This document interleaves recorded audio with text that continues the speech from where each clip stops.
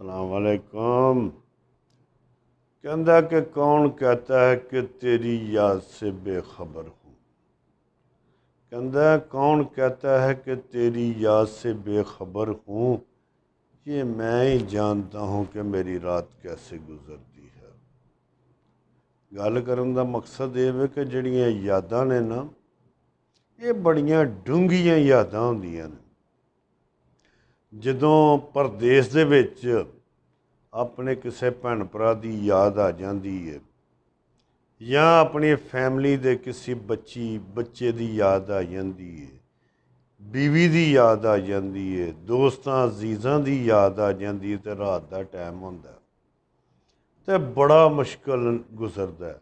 बंदा कहता तो है वे कि मैं परदेस दे विच आ गया वां ते इत्थे आके ते मेरा मतलब पैसे कमाना वा पिया। ठीक है, परदेस च पैसा है, सारा कुछ है, लेकिन की है कि जड़ियाँ खुशियां ने वो असी मार छड़ने अपनियां।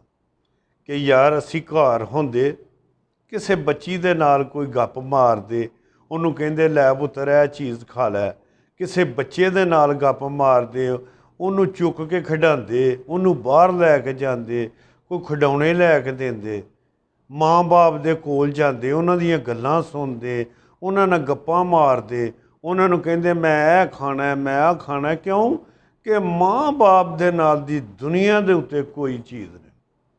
ये अल्लाह ताला ने बड़ी वड्डी नेमत दी है। तो अगर माँ बाप नाराज़ ने तो पैरी पै जाओ, उन्होंने मना लो। दुनिया दे उत्ते इस तो वड्डी कायनात दे उत्ते चीज़ कोई नहीं जे माँ बाप। क्योंकि इन्हां दे दिल दे विच सिर्फ सच्चाई है, इन्हां दी खुशी यही है कि असी अच्छा खाइए, अच्छा पाइए, साड़ी जिहड़ी औलाद है वह अच्छा खाए, अच्छा पाए। माँ बाप तो टुट्टी दियां जुत्तियां पैरां च पाई दियां ने, लेकिन ये वे कि बच्चियां वास्ते वो बड़ा कुछ करते हैं। तो अपने माँ बाप की इज्जत करो। दुनिया के उत्ते ये बड़ी वड्डी नेमत है, इन्हें इक्को बारी मिलना जे बार बार नहीं मिलना। दौलतां तो आउंदियां जांदियां रहिंदियां ने।